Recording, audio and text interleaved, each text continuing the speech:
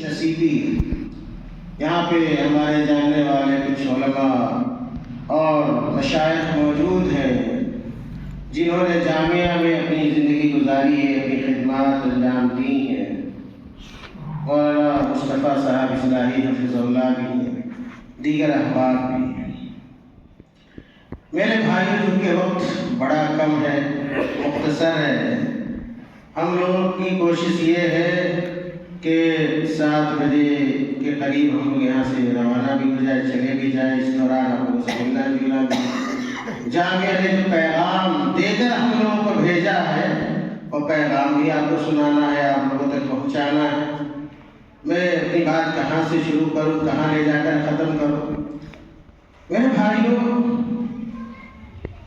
میں نے ابھی آپ کے سامنے قرآن کی بہت چھوٹی سی آیت دی، چھوٹی سی آیت اپنے اندر معنی کا ایک دنیا ہے، معنی کا ایک جہان ہے اس آیت کے اندر۔ اگر کوئی مسلمان اسی آیت کے معنی اور مفہوم کو سمجھ لے اور اپنی زندگی اس کے مطابق گزار لے تو آپ یقین جانیے کہ اس کی دنیا بھی کامیاب ہو جائے گی اور آخرت بھی اس کی کامیاب ہو جائے گی۔ اور یہ جو آیت ہے، اللہ تعالیٰ نے اس آیت میں بیان فرمایا وَلَقَدْ بَعَثْنَا فِي كُلِّ أُمَّةٍ رَسُولًا۔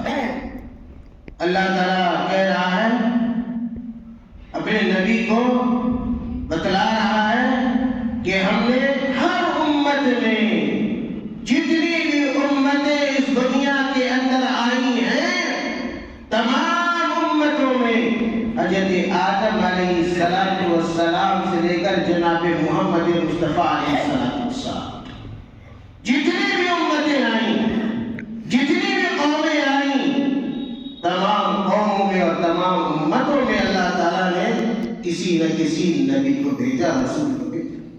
وَلَقَدْ بَعَثْنَا فِي كُلِّ أُمَّةٍ رَسُولًا۔ ہر امت میں اللہ تعالیٰ نے کسی نہ کسی رسول کو بھیجا۔ کیوں بھیجا؟ بھیجنے کا مقصد کیا تھا؟ اللہ تعالیٰ نے اس چیز کو اگلے حصے میں بیان کیا اور کہا أَنِ اعْبُدُوا اللَّهَ وَاجْتَنِبُوا الطَّاغُوتَ، تاکہ تمام انبیاء، تمام رسل دنیا والوں کو یہ بات بتلائے کہ اگر اس روئے زمین پر، اس دھرتی پر اگر کسی ذات کی عبادت کی جائے گی تو اللہ رب العالمین کی ذات ہوگی۔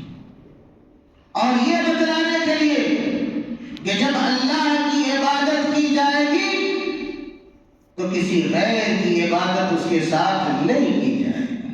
اگر کوئی آدمی اللہ کی عبادت کرتا ہے، ساتھ ہی ساتھ کسی غیر کی بھی عبادت کرتا ہے، وہ عبادت غیر مقبول مردود ہے۔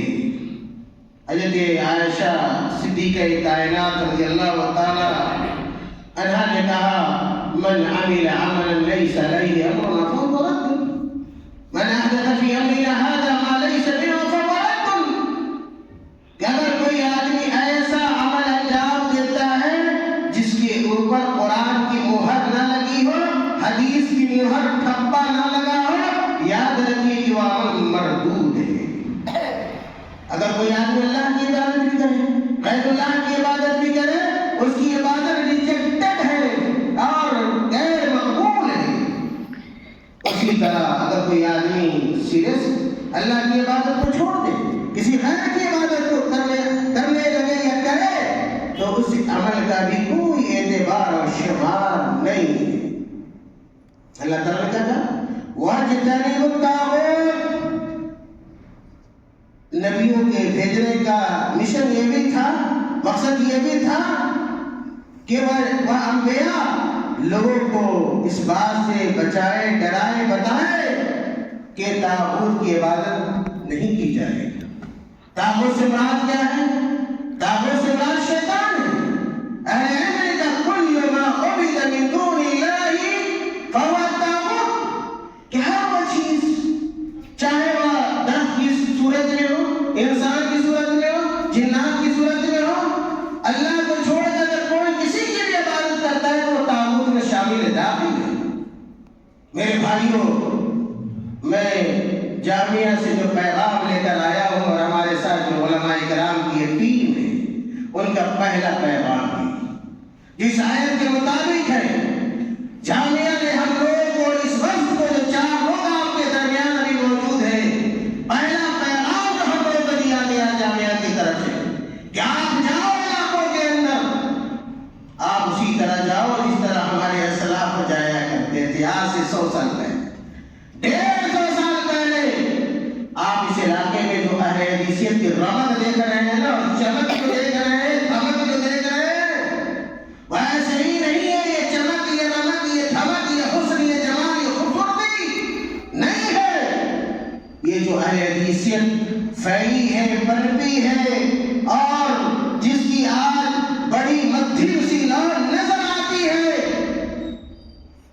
وہ اہل حدیثیت ایسی ہی فروغ پائی۔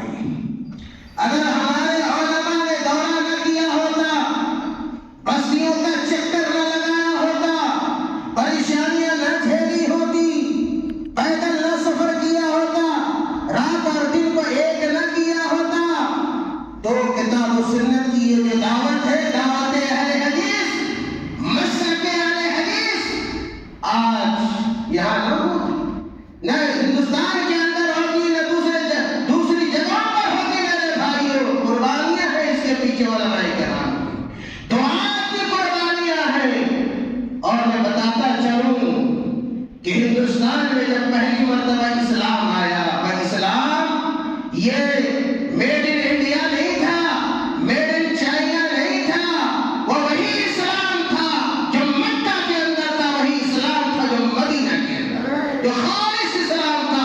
اسی اسلام کو پہلی مرتبہ صحابہ کرام لے کر ہندوستان آئے تھے، اس کے بعد تابعین نظام آئے اور کتاب و سنت کی دعوت لے کر آئے تھے، لیکن بعد میں لوگوں نے اس کو تبدیل کر دیا، اس کے اندر شرکیات چیزیں داخل کر دی، بدعات کی چیزیں داخل کر دی، اور اس طرح رنگ آمیزی ہوتی رہی۔